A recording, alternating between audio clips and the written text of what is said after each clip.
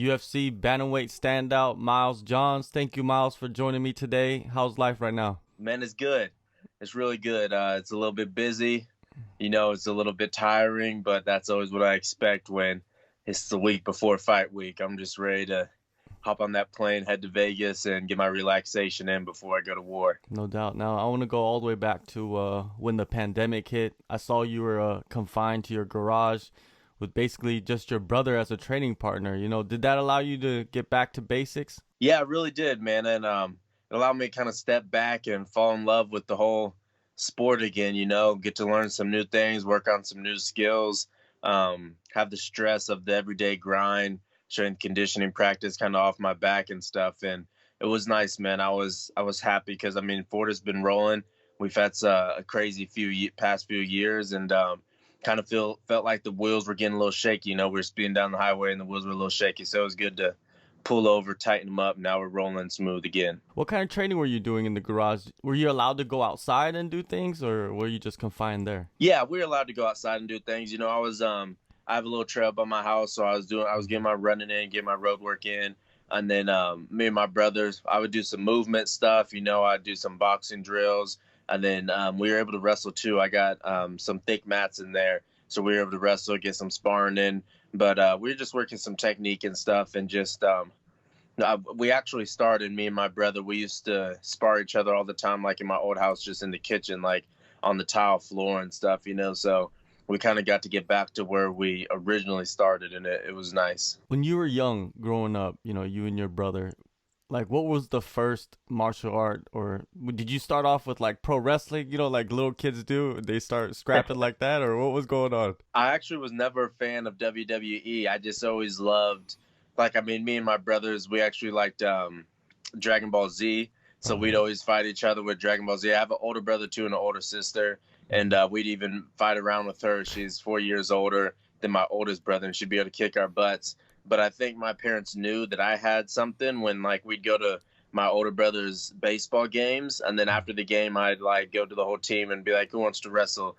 And whoever said yeah, they saw me pick some kid up and slam him, on the baseball field, and they're like, all right, we got to get this kid on the mat. So then I started my journey with wrestling, youth wrestling in third grade, and it was pretty much a wrap from there. I just put all that extra energy I had trying to slam people and stuff into wrestling. A couple schoolyard scraps. I was never a bully, always a real nice, kind kid. But if there was ever a time that a bully was looking for a fight, I'd be the one to step up and let him get that energy out.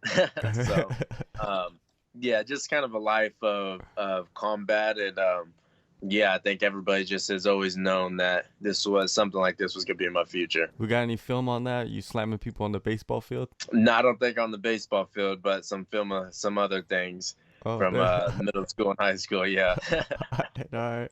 Now, Yes. more than 8 months have passed since your last fight. Was that more of a calculated move, or was it just difficult to get a fight booked for you?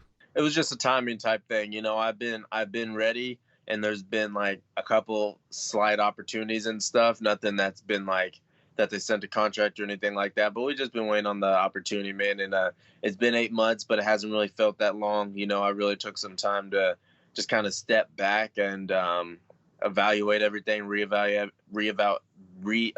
everything. And I think it's been the perfect timing, man. I'm really itching to get back in there now, and I've known that I was going to fight this one for, pretty much the past 8 weeks.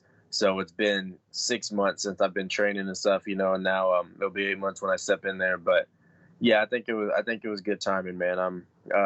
I'm itching to get back in there and do my thing. When exactly did you step foot back into Fortis? What was it? Late May. I think they opened things up May 15th. Actually, yeah. So my strength conditioning gym was able to open up just a little bit before. So I was able to get in there and stuff, and that was good because I was able to shake some of the cobwebs off there. And then by the time I got back in the Fortis, I felt like I was in good shape and everything to prevent any injuries. And once we got going, it was just a small group, just all the pros and UFC guys. To say small group, but we got 15 guys in the UFC. So it was just us and stuff working, and then slowly we started adding other people and stuff, and some of the good pros. So yeah, it's been once we got going, then we pretty much just got going and got rolling. I believe you were helping a few of your teammates get ready for fights throughout that time. How has that benefited you, during that time off? It's been great. I feel like I've been in camp for a while. I was doing rounds with Matt Schnell, who unfortunately wasn't able to make it to his fight. Got a concussion before during the weight cut and stuff. But then I was doing rounds with JP Buys also. I mean, just like a ton of guys who had fights coming up, getting rounds on rounds on rounds. And we were just, at the time, my coach was letting me know too, like, I know this is tough on your body and stuff, and it's going to be like you're in camp always, but this is what I need for you. I just need you to get so used to combat with all different types of people, all different styles, that by the time it's your turn, it's just whatever. Like, I mean, and that's how it's been. Like, I do this every day. I fight Sunday through Sunday. You know what I mean? It's just what I do. I've been fighting my whole flipping life, and I think I kind of lost sight of that a little bit in my last one, and I made it a little bigger deal than it was. I made it like some huge deal, some huge fight and stuff. And at the end of the day, like I told you, I've been fighting since the baseball field, since like second grade. So this is just what I do, man. And I love to fight, and that's what I'm going to go out there and do in 2 Saturdays. I'm just going to go out there and do my thing and just scrap. And I'm looking forward to that. Yeah, Matt Schnell, JP Buys, those are two totally different styles, and it seems like a Yeah. lot of the smaller weight guys are coming through lately to Fortis. Is that true? Yeah, we got some good guys coming up. Aaron Phillips came to get some work in and stuff. And I mean, yeah, we've got a lot of different looks in there. Damon Jackson is in there. He just had a real good fight against Mursad Bektik, super big underdog, and was able to get the finish. And I mean, that's a whole different subject, but I'm just so happy for that dude, man. Like, we've always known he's had that capability. Like, we have always known it. And so I'm glad the world got to see it. But Steven Peterson, Fernie Garcia is getting ready for a fight. I've been working with him. Of course, my little brother's just coming off a big win in LFA last weekend. I was working with him before. I mean, so many different styles, so many different bodies, man. It's awesome. You get whatever you're looking for, you can get at Fortis. Speaking of LFA, your upcoming opponent, also another LFA veteran, Kevin Natividad.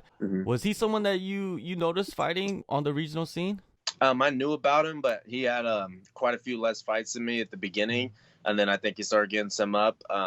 But I think I knew about him a little bit. I think we tried to fight him once, and I don't know, I had that fell through or something. But after I left LFA, I kind of kept a little bit of eye on it, but I was just so focused on everybody there. Yeah. And I feel like the pandemic is definitely the reason he's in the UFC right now. I mean, he's a tough dude.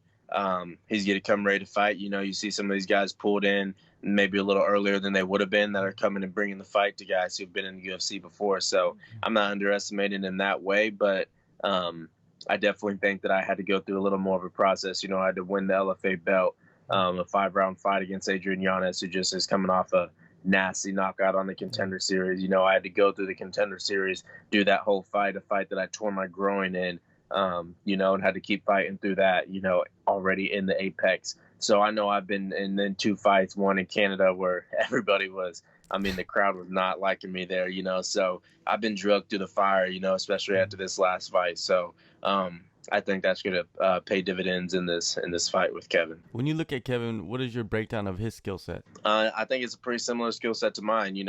I know that he's a grappler. I know originally he's a grappler. He has good wrestling defense, and a good ground game. And I know that he has heavy hands. He likes to throw, and he likes to bring the fight. So I think it's a real fan-friendly fight. I think it's going to be just 2 gorillas just going out there and throwing down. And, I think the best man's going to win. And I do think that he has a little less experience than I do. He hasn't fought the guys that I fought. He has a couple good wins, but I think my guys' records are far exceed his opponents. And I know he's going to be ready to fight. Hawaiian and Filipino, those dudes are tough. But I think once those late rounds start coming in and he starts seeing that I'm still in his face 100%, that's when he's going to make a mistake that could cost him. So do you see a late finish in this fight coming up? I do. All right. Anything, you switched up since February? Anything that you incorporated into your training, that you felt like you needed to add? Yeah, there's quite a few things that I switched up. The basics is still there and stuff. I'm still doing the same things, but I've been working a lot with Uriah Hall, who's going to be main event that night, obviously, and stuff. And then his boxing coach, Clayton, his original boxing coach, has been coming down and working with me and stuff. And we've just been doing a lot of different things, doing some different things on the ground with my guy, JP. We're just trying to evolve, man, and yeah, switching up some things. And then like I said, the big theme is like not making it more than it is, like I'm a fighter. It's what I do. I could do it. I could do it anytime. I always think like I could just roll out of the bed and fight. Like if it was for my kid's life, I'd fight on the drop of a dime no matter what. So I'm not making it a bigger deal than that. I know when I step in the cage on that Saturday on Halloween that I'm just going to do what I know I can do at any time. So yeah, I'm not making it a bigger deal than it is. I'm just going out there and doing my thing. Could we be seeing a spinning back kicks, with Uriah Hall? You training with him? Hey, I don't know. We'll see what happens, see what comes out. But we definitely added some tools to the arsenal. So. All right. All right, one last thing before I let you go. A big fight's coming up in the bantamweight division, and I feel like you're a guy that's at the edge right there, about to crack it. So, who else better to ask about this fight? Aljamain Sterling challenging Peter Yan for the title. What is your analysis of the fight, and how do you see the fight playing out? I know Petr Yan has really good, crisp stand-up, but I think Aljamain has a better tool set, but it's just all about where his head's at. And right now I think he's on a roll after that Corey Sandhagen win and stuff. I could see Aljamain taking the belt there. I really could. All right, man. Well, you're back in the cage October 31st, Halloween, Las Vegas. Thank you, Miles, man. I appreciate the time. All the best in your career on this fight, and hopefully we speak soon. Yes, sir. Thank you. Appreciate you having me. Take a move in the ring. You can hit me with the words you fling.